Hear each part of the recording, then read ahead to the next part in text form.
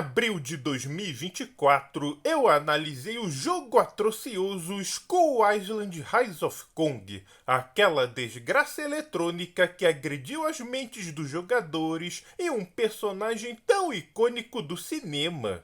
Só que antes disso, eu tinha mencionado um jogo de Nintendinho chamado King Kong 2, que era uma continuação direta do remake de King Kong de 1976. Mas o que falhei miseravelmente em sequer mencionar é o fato do jogo ser baseado no filme King Kong Lives de 1986, que é uma sequência da versão setentista do filme. Sim, existe uma continuação do filme de King Kong. Eu sei, sou absurdo falar, mas é a verdade.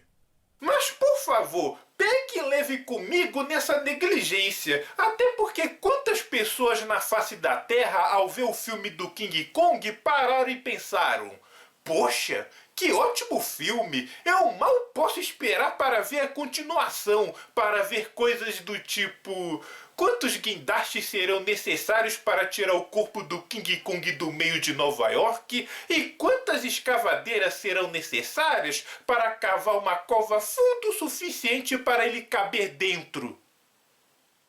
Ok, eu deveria ter feito uma pesquisa mais aprofundada, ainda mais porque há muito tempo atrás eu tinha visto a continuação do filme original de King Kong em 1933, que saiu ainda no mesmo ano, intitulado Son of Kong. Um filme onde Calderhan volta à Ilha da Caveira em busca de um tesouro perdido e encontra um gorila albino que presumem ser o filho de King Kong. É um filme bem fraco que, por sinal, minha memória quase apagou da mente de tão medíocre. Para quem já viu King Kong de 1933 ou de 2005 de Peter Jackson, mas não de 1976, a história principal é em grande parte a mesma, apesar de mudar em alguns aspectos. O protagonista Jack nesse filme é um paleontologista que entra a bordo clandestinamente em um navio de exploração de uma petrolífera após descobrirem o que suspeitam ser uma ilha escondida numa neblina misteriosa. E a loira do filme aqui, chamada Duen, é resgatada de um naufrágio na região em vez de ser contratada para ser atriz em um filme. A maior parte do filme se desenrola da mesma forma que o original, exceto pelo fato de que não há um único dinossauro à vista nesse filme. Vemos o King Kong enfrentando uma cobra gigante e é o único outro animal gigante que existe nessa ilha. Eu não consigo acreditar que um filme que alega ter gasto mais de 20 milhões de dólares de orçamento não tenha tido verbo bastante para colocar uma sequência de ação com dinossauros como no filme original. Até o filho de Kong, que teve 1/3 do orçamento do filme original e menos de 70 minutos de duração, teve 3 sequências com os bichos pré-históricos mais um urso gigante. Essa ausência é uma das maiores decepções da versão setentista de King Kong, completamente imperdoável, e não aceito uma única desculpa que seja para justificar isso. Enfim, King Kong é capturado e eventualmente mandado para Nova York, de onde ele escapa e faz toda aquela baguncinha que já conhecemos na história. Mas o remake de 1976, não querendo ser tão igualzinho ao filme original, resolveu mudar uma sequência clássica do filme. Em vez do clímax acontecer no lendário Empire State, eles mudaram para as Torres Gêmeas, prédios que tinham sido recentemente inaugurados e, como é de praxe em Hollywood, todo todo arranha-céu novo vira palco em filme de ação. O próprio King Kong de 1933 é um exemplo disso, e esse aqui faz o mesmo com esses prédios e com uma justificativa embutida na trama. Quando Kong vê as Torres Gêmeas, ele os enxerga como muito similares às montanhas da ilha onde morava. Então, ele vai para lá se refugiar dos militares que o perseguem por dar um ar de familiaridade. E como são os anos 70, em vez dele ser atacado por aviões biplanos, aqui ele enfrenta helicópteros militares de combate que farão de Kong uma peneira. Eu só lamento pelo piloto débil mental que, com uma aeronave capaz de planar parado no ar, consegue tomar uma porrada do bicho e ser morto estupidamente.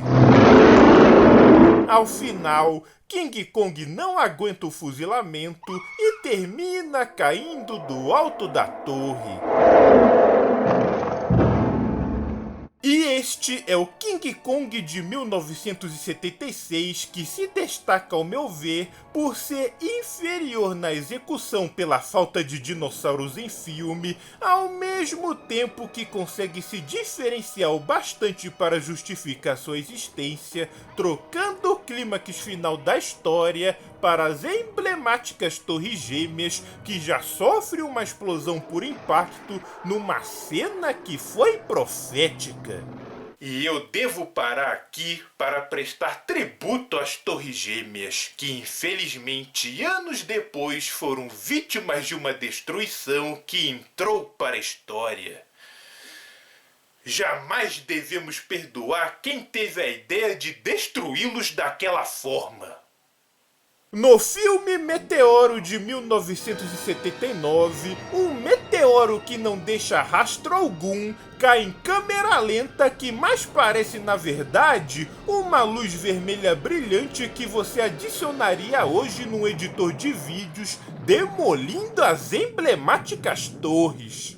Um dos piores defeitos especiais em filmes de desastre que eu já vi numa produção de grande orçamento. E ainda tem o amplo uso de cenas de arquivo para ilustrar a destruição, quando até o filme Delude de 1933 fez uma sequência de destruição na cidade muito mais satisfatória do que essa porcaria.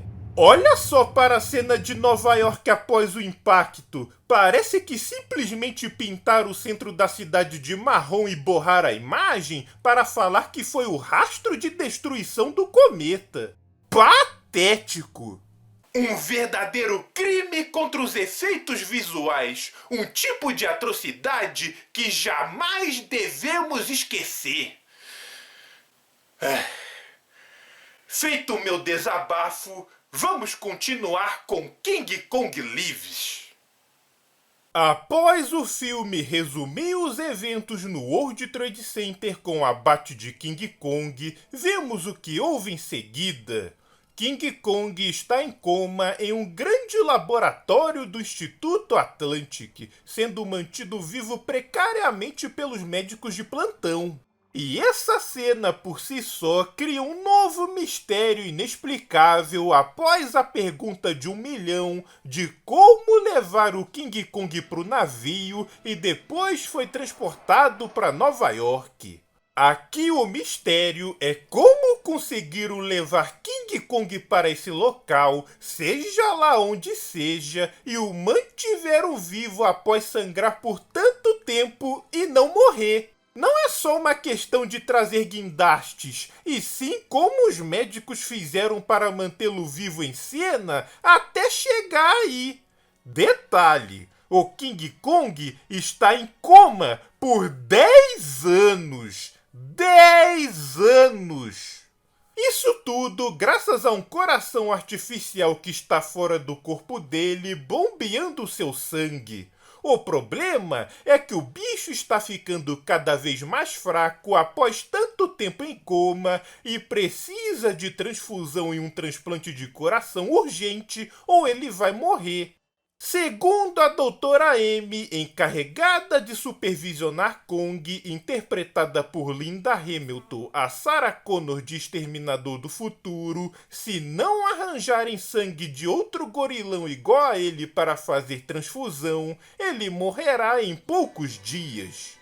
Enquanto isso rola, Mitch, o co-protagonista do filme, está na ilha de Bornéu, onde ele se depara com uma gorila gigante e, com a ajuda de nativos locais, conseguem fazerem ela cair num sono profundo com soníferos embutidos nas zarabatanas. Após comunicar a descoberta e captura dela ao instituto, é claro que eles concordam trazer a fêmea que definem como Lady Kong para o laboratório para fazer a transfusão de sangue. E, novamente, eu devo me perguntar como diabos arrastar uma gorilona gigante desses no meio da selva através de um oceano para os Estados Unidos. Parece que o mistério nunca mostrado do transporte de gorilas na franquia King Kong é uma tradição, especialmente aqui, onde ela veio de avião e, como podemos ver, mal cabe aí dentro. Eu queria muito ver o processo de enfiar uma gorila desse tamanho dentro do avião, mas mais importante, eu quero saber que avião é esse que teria força o suficiente para sair do chão e especialmente voar com uma carga tão pesada. Essa tarefa tinha que ser dada para Pedro e Bino, pois de carga pesada eles entendem do assunto e especialmente saberiam a cilada que é transportar uma gorila dessas dentro de um avião. Eles fazem a transfusão de sangue em Kong e finalmente podem colocar o coração artificial para substituir o seu que está falhando e voilá! King Kong está bem, respirando e se recuperando da operação. A fêmea é colocada em um galpão improvisado distante de Kong enquanto constrói um cativeiro definitivo. O problema é que Kong está acordando e aparentemente está ficando animado. O motivo? Aparentemente, Kong pode sentir os feromônios da fêmea mesmo de longe e isso está despertando seus instintos mesmo sob doses pesadas de tranquilizantes. Como medida preventiva, pretendem mudá-la para um local mais distante. O problema é que a Lady Kong fica muito agitada pelos esforços de imobilizá-la e isso deixa King Kong irado a ponto de conseguir se libertar de suas correntes e escapar de seu cativeiro. Sim, esse é o ponto do filme que o jogo de Nintendinho retrata e eu negligenciei de mencionar na minha análise do jogo. Kong chega no galpão onde ela está presa e a liberta de suas amarras. E diante de bichos tão gigantes e fortes, qual o procedimento que os humanos irão fazer para lidarem com a crise? Usam escavadeiras para golpearem Kong na perna. Parece quando uma criança pilota um carrinho de controle remoto e bate no pé de alguém sem querer. Como nossos protagonistas são ativistas em prol dos animais, Mitch resolve tomar lado nesse conflito e ajudar os gorilas a sobreviverem contra qualquer tentativa de matança aos animais que, percebendo como a humanidade não é nada amigável a eles, resolvem fugir para o meio do mato e tentarem viver uma vida tranquila.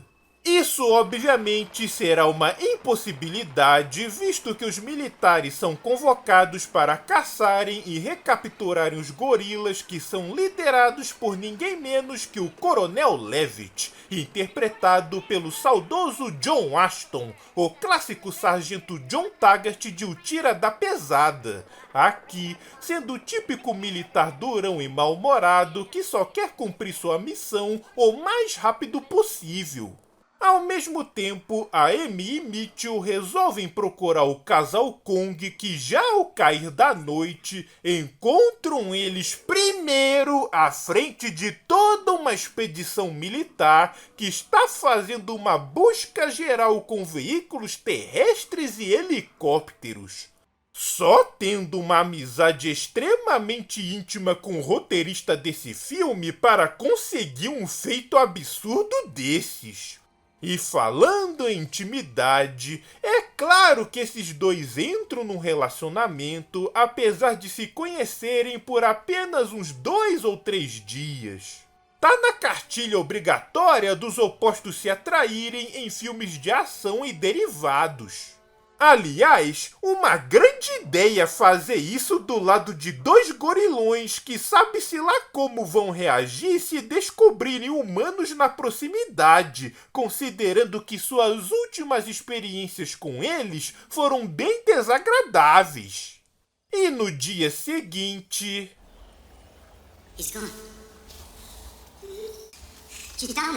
Sim, ele pode ter acordado mais cedo para buscar comida. O que tem de anormal nisso? Nada. É só a brecha que o exército consegue, por acaso, nesse exato momento, para fazer um ataque surpresa com gás sonífero e capturar a Lady Kong no processo. Se bem que eu gostaria de entender que tipo de gás é esse, onde apesar de uma grande parcela dos soldados usarem máscaras de gás para não dormirem juntos, outros simplesmente estão de boa, sem proteção alguma. King Kong aparece para tentar socorrer ela, que está sendo levada pelo exército, mas diante de poder de fogo imenso deles, não sobra outra alternativa a não ser pular do precipício para o rio abaixo, em meio a uma tempestade que surge repentinamente. Aliás, por alguma razão, o sargento aí quer muito o sangue de King Kong. O problema é que o filme nunca explica o porquê dessa obsessão dele de matá-lo. Podemos presumivelmente pensar que ele teve algum parente ou amigo morto pelo King Kong em Nova York, mas como nada é sequer sugerido, fica parecendo que ele é só um sanguinário por psicopatia. Ah, cara, vá se lascar! Estamos em um filme onde Kong sobreviveu a um fuzilamento de helicópteros, a uma queda de mais de 400 metros de altura, ficou sangrando por sei lá quanto tempo até ser estabilizado e viveu por 10 anos por aparelhos, sobrevivendo a uma transfusão de coração e sangue. Agora você quer se convencer que uma cabeçadinha numa pedra vai matá-lo sem sombra de dúvidas? Ah, vá coçar a bunda com serrote apimentado, seu Zé Ruela. Meses se passam e a Lady Kong está num cativeiro apertado, vigiado pelos militares do sargento, enquanto Kong sobrevive na mata, comendo qualquer coisa que consiga encontrar, como esses jacarés que, quando visto de perto, se transformam em um filhote. Não me pergunte como um bicho desse tamanho consegue viver na mata nos Estados Unidos sem ser encontrado por ninguém esse tempo todo. Amy e Mitchell ficam sabendo que a Lady Kong não está comendo direito e parece deprimida pela ausência de seu parceiro e pode até morrer de inanição se ela continuar se recusando a se alimentar. A parte curiosa é que Kong e sua parceira se comunicam à distância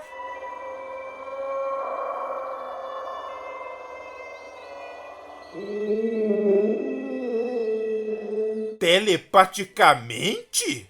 Mas esse filme não para de inventar moda. Só sei que essa gritaria dela é o suficiente para fazer o King Kong sair do modo de sobrevivência e entrar em modo ativo de busca pela sua parceira, onde após muita confusão, chega na base militar onde ela está presa. Mas aparentemente, Kong ganhou inteligência desde seus últimos encontros com os humanos e sabe que peitar de frente é garantia de ser fuzilado. Então o que ele faz? Se espreita na mata silenciosamente para fazer um ataque surpresa.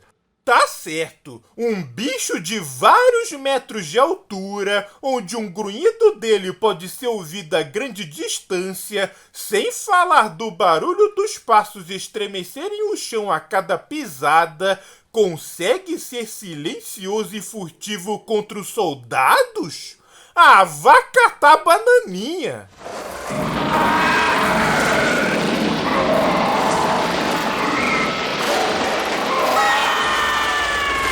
E ele não é só adepto do ataque surpresa, mas consegue improvisar um ataque de cortina de areia para cegar o exército.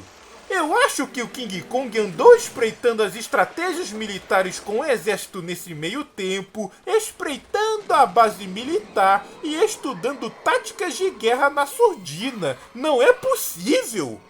Começa a me perguntar se o dinossauro do filme A Fórmula do Éden que analisei se inspirou no King Kong para fazer os ataques furtivos que ele fazia lá em Los Angeles durante a noite, que conseguia pegar suas presas sem nem ser visto ou ouvido.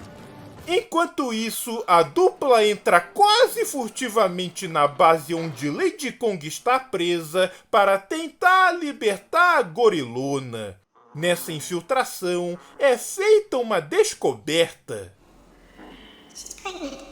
E aproveitando a cortina de areia que confundiu o exército, Kong chega aí e arromba a comporta da cela para libertá-la.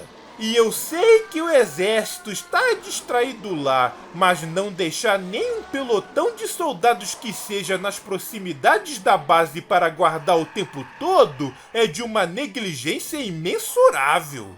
2 guardinhas Zé Ruelas que foram derrubados pelos protagonistas em instantes mal conta, ou sequer conta. O casal de gorilas foge para o meio de uma fazenda onde tá tendo uma festinha. E olha quanto tempo demora para o pessoal notar 2 macacões gigantes em plena vista.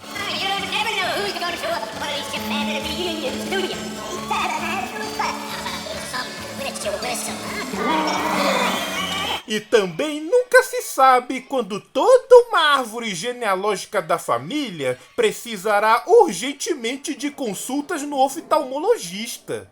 Só que o problema de verdade é que ela está para entrar em trabalho de parto devido às dores que sente e não ajuda em nada o fato do exército estar na cola deles e querendo o sangue dos bichos.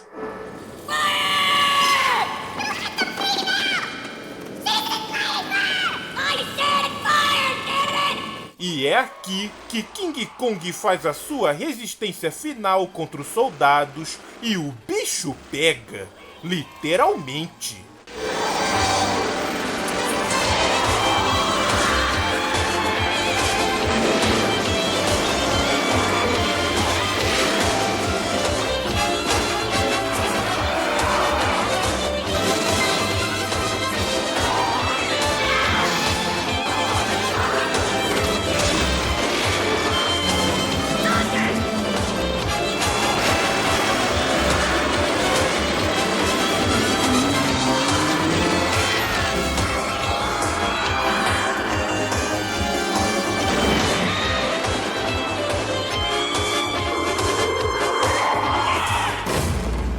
É daqui que foi retirado a morte de Samuel Jackson no filme Kong Skull Island de 2017.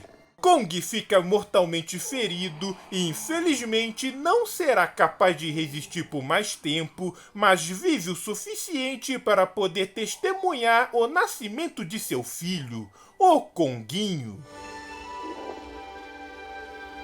Vale lembrar que na versão de Nintendinho, King Kong sobrevive ao final da história, podendo criar sua própria família e até tinha dito que aquele jogo parecia ser a prequela daquela porcaria porcaria que foi o game Skull Island Rise of Kong. Mas aqui não veremos final 100% feliz.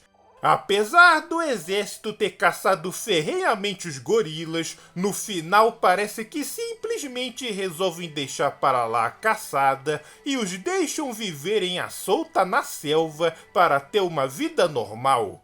E é assim que acaba essa pérola conguiana.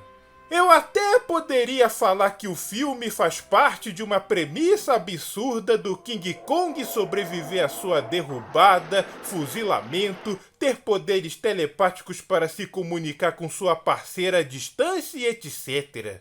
O problema é que com o ressurgimento do King Kong em filmes a partir de 2017, inventando histórias para lá de viajadas onde o conceito da Terra Oca, fica difícil querer esculachar o filme de 86 por ser absurdo em comparação. Se você não levar o filme muito a sério, apesar de tentarem fazê-lo em boa parte do tempo, é até possível se divertir com as cenas de pessoas vestidas de gorila andando em cenários em miniatura, tentando parecer convincente. Mas no final, fica parecendo que pegaram aquelas roupas de gorila dos filmes preto e branco e esse é o resultado. Eu só me pergunto com essa abordagem mais recente dos filmes de King Kong, o que o criador da história original deve estar pensando lá do além com o que fizeram com seu gorilão no cinema após o filme de Peter Jackson. O que era para ser uma história trágica de um gorila que foi retirado de seu habitat para virar espetáculo no meio urbano e ser morto ao tentar escapar, se tornou um bicho que vira um dos maiores defensores da Terra contra outros seres gigantes, inclusive lutando contra o Godzilla e depois junto com ele contra outros bichanos, salvando a humanidade. É simplesmente inadjetivável a guinada de lógica que fizeram com o personagem desde então. Como diria o ditado popular, macacos me mordam, pois só de imaginar o que devem estar pensando para o personagem nos filmes posteriores, me dá calafrios. Até a próxima!